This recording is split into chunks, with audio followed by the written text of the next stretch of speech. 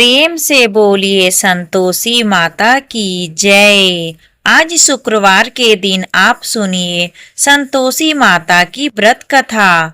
एक बुढ़िया थी और उसके 7 बेटे थे। 6 बेटे कमाने वाले थे और एक बेटा निकम्मा था। बुढ़िया माई 6 पुत्रों की रसोई बनाती, भोजन कराती और पीछे से जो कुछ बचता वह 7वें पुत्र को दे देती।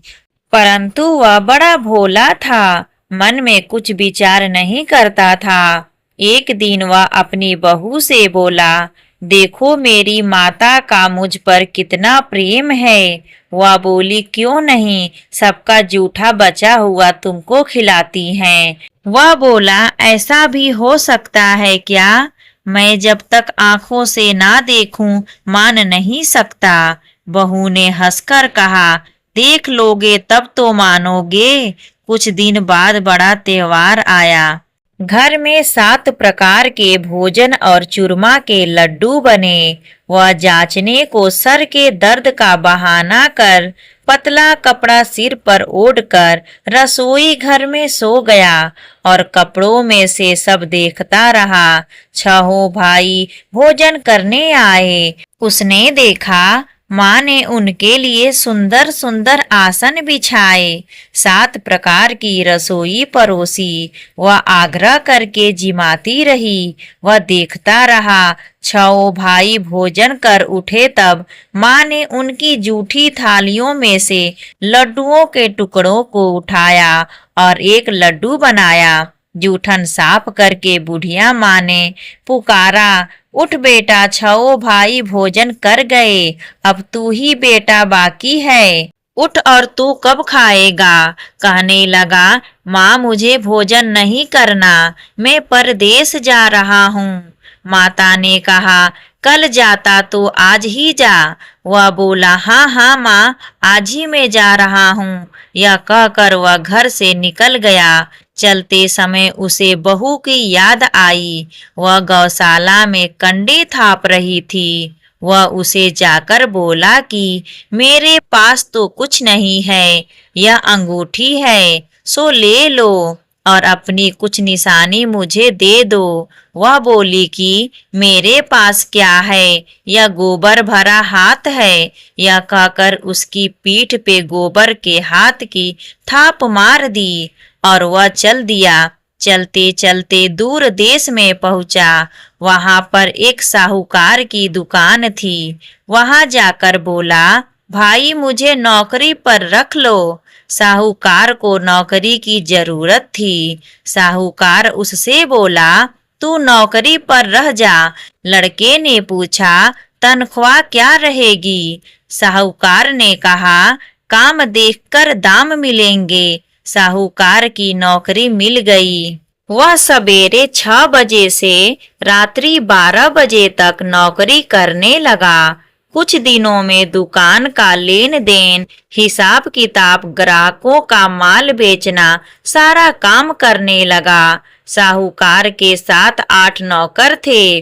वे सब चक्कर खाने लगे कि यह नया नौकर बहुत होशियार बन गया है। सेठ ने भी काम देखा और 3 महीने के अंदर ही उसे मुनाफे का साझेदार बना लिया।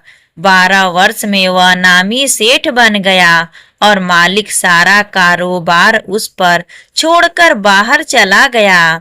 अब बहू पर क्या बीती वह सुनो। सास ससुर उसे दुख देने लगे। सारी गृहस्थी का काम करा के उसे लकड़ी लेने जंगल में भेजते।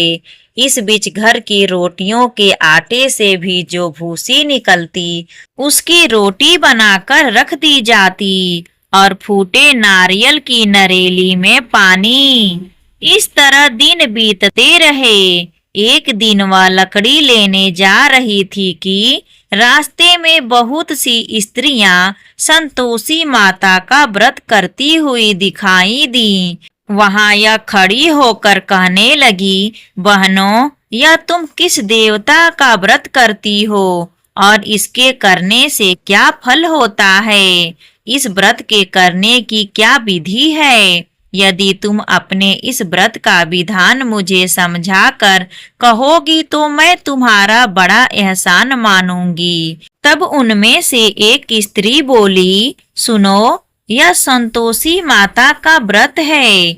इसके करने से निर्धनता दरिद्रता का नाश होता है, लक्ष्मी आती है, मन की चिंताएं दूर होती हैं, घर में सुख होने के मन को प्रसन्नता और शांति मिलती है, निपुत्री को पुत्र मिलता है, प्रीतम बाहर गया हो तो शीघ्र आता है, कुंवारी कन्या को मनपसंद वर मिलता है, राजद्वार में बहुत दिनों से मुकदमा चलता हो तो वह भी खत्म होता है, कलह क्लेश की निवृत्ति हो, सुख शांति हो, घर में धन जमा हो, पैसा जायदाद का लाभ हो और भी मन में जो कुछ कामना हो वह सब कुछ इस संतोषी माता की कृपा से पूरी होती है।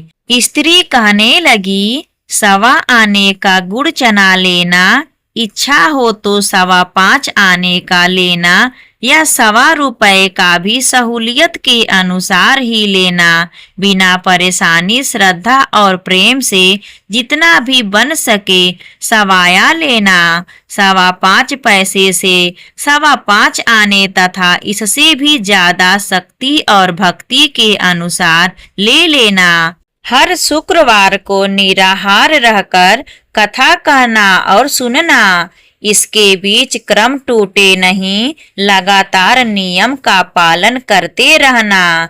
सुनने वाला कोई ना मिले तो घी का दीपक जलाकर उसके आगे जल के पात्र को रखकर कथा कहना, परंतु नियम ना टूटे। जब तक कार्य सिद्ध ना हो नियम पालन करना और कार्य सिद्ध हो जाने पर व्रत का उद्यापन करना। 3 मास में माता फल पूरा करती हैं। यदि किसी के खोटे ग्रह हो तो भी माता 1 वर्ष में अवश्य कार्य सिद्ध करती हैं।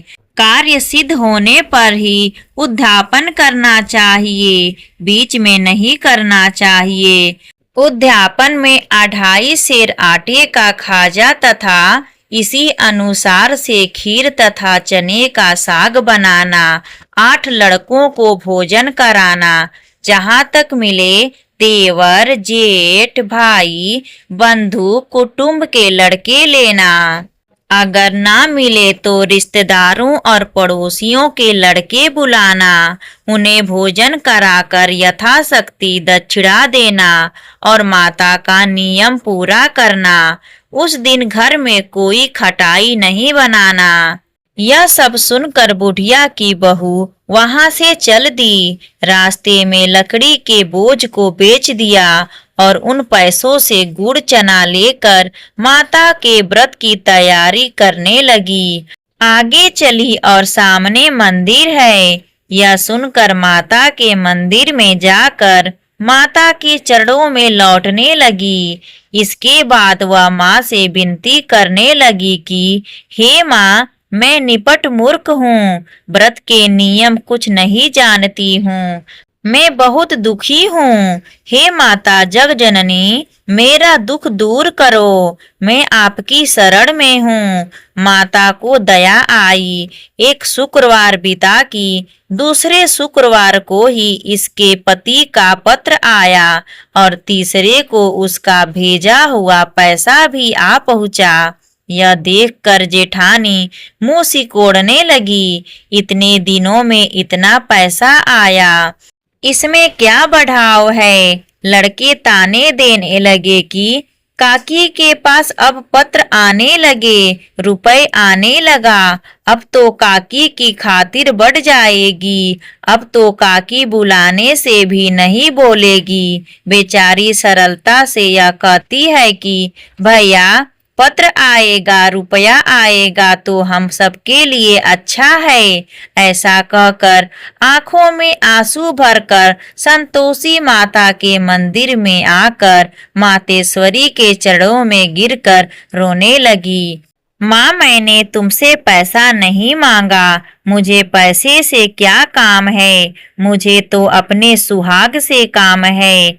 माँ, मैं तो अपने स्वामी के दर्शन और सेवा मांगती हूँ।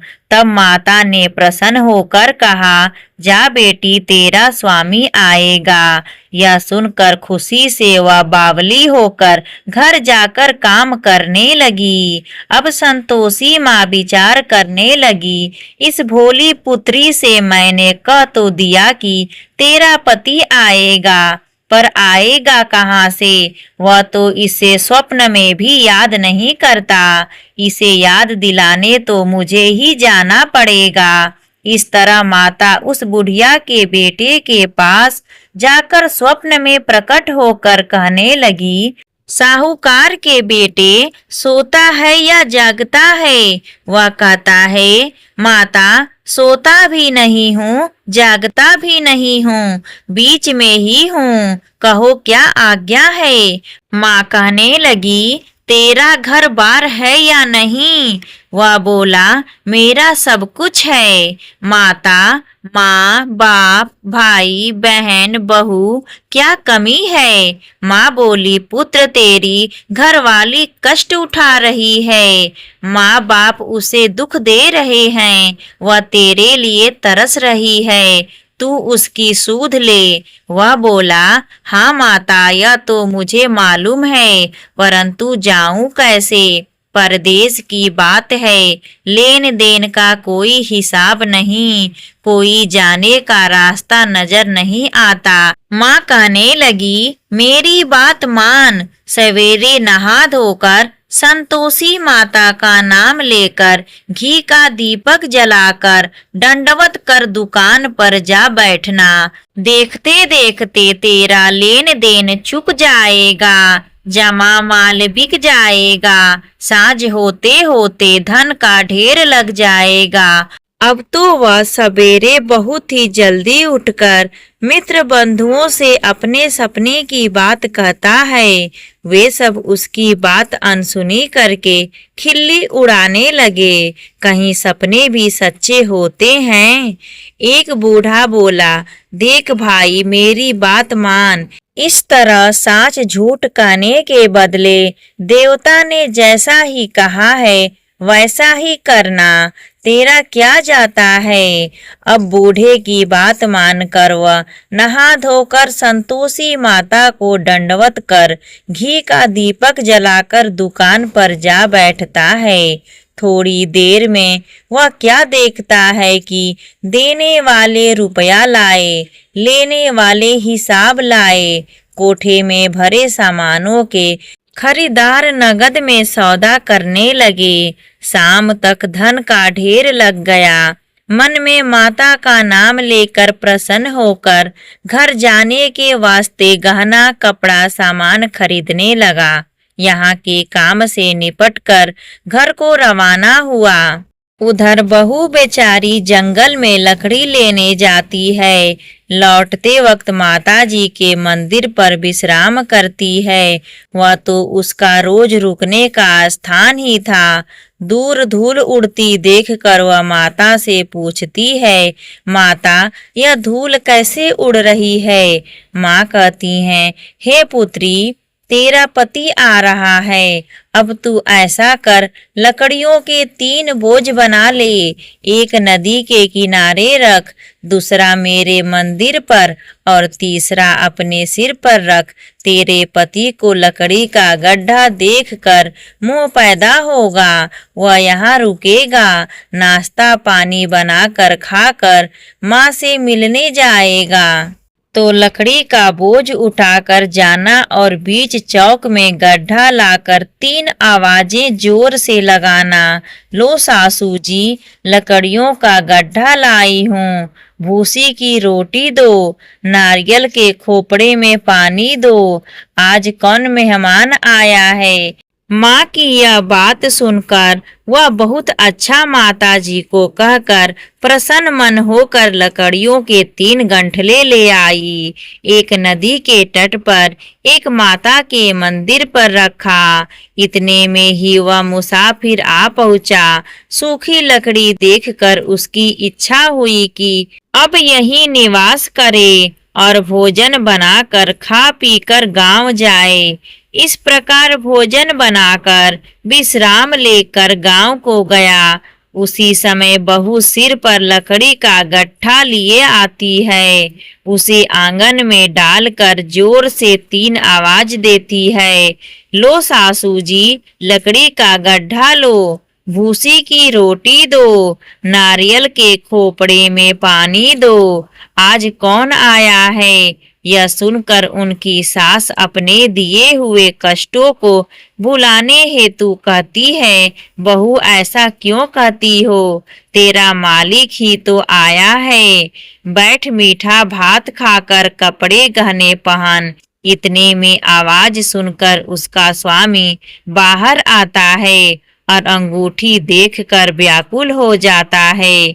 माँ से पूछता है, माँ यह कौन है। माँ कहती है, बेटा आज 12 वर्ष हो गए जब से गया है, तब से सारे गांव में जानवर की तरह भटकती फिरती है, काम काज घर का कुछ करती नहीं, 4 समय आकर खा जाती है।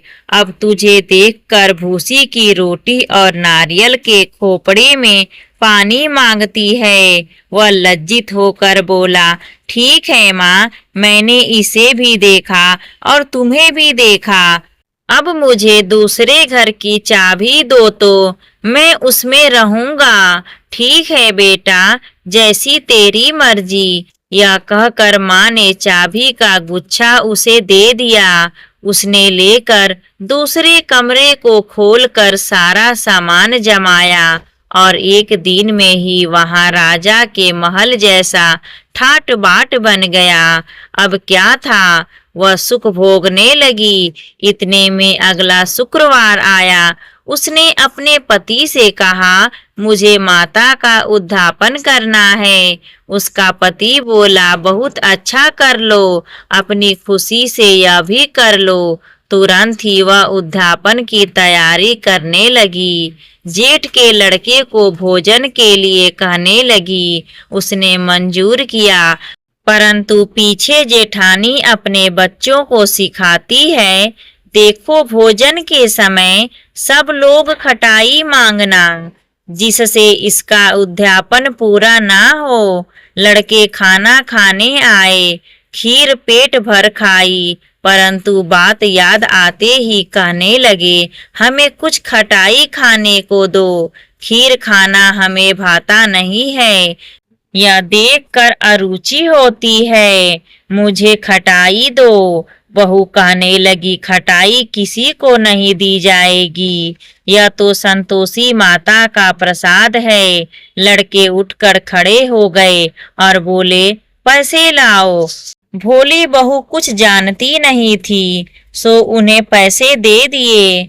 लड़के उसी समय उठकर इमली लेकर खाने लगे। यह देखकर बहू पर माता ने कोप किया। राजा के दूत उसके पति को पकड़कर ले गए और जेठ जेठानी मन माने खोटे वचन कहने लगे। लूट लूट कर धन इकट्ठा कर लाया था, सो राजा के दूत उसे पकड़ कर ले गए हैं।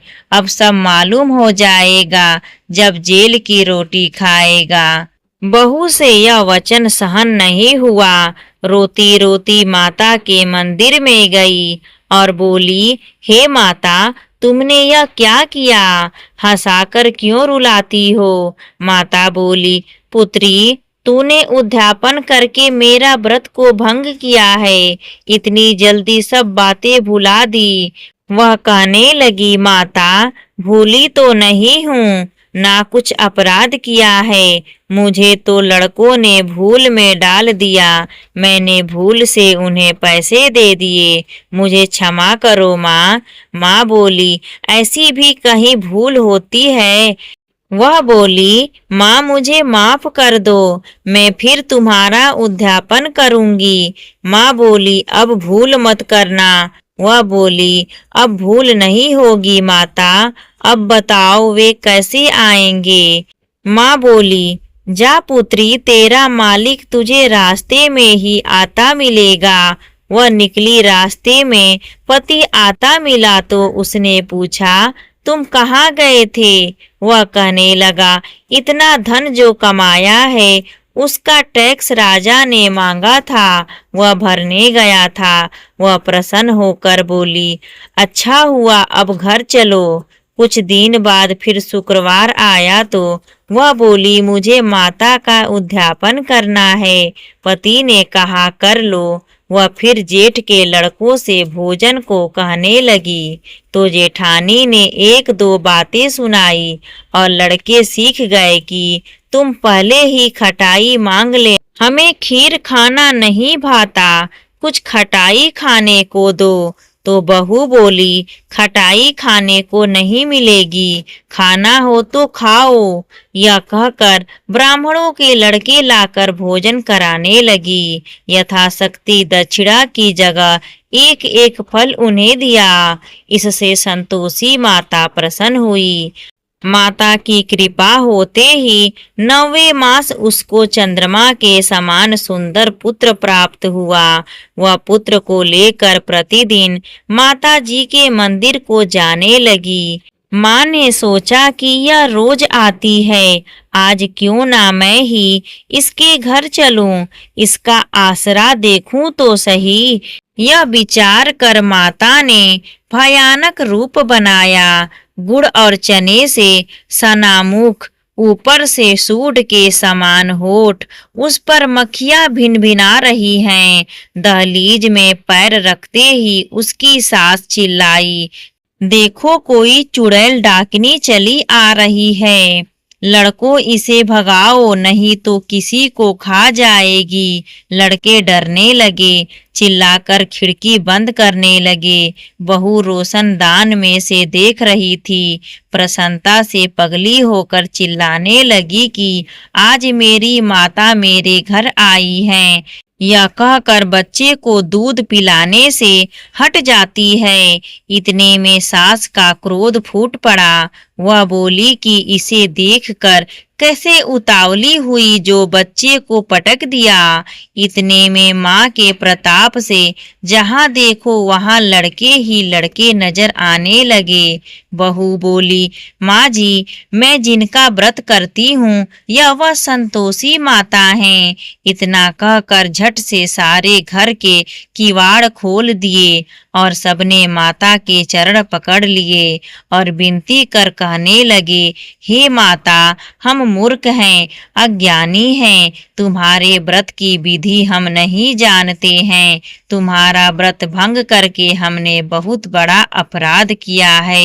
हे माता, बहू को जैसा फल दिया वैसा सबको देना। जो भी यह कथा पढ़ेगा या सुनेगा उसके सभी मनोरथ पूर्ण होंगे। यहाँ पर संतोषी माता की व्रत कथा समाप्त होती है। प्रेम से बोलिए संतोषी माता की जय। अगर आपको यह संतोषी माता की व्रत कथा अच्छी लगी हो तो प्लीज हमारे चैनल को सब्सक्राइब करें, वीडियो को लाइक करें, अपने दोस्तों के साथ परिवारों में इस वीडियो को ज्यादा से ज्यादा शेयर करें। धन्यवाद।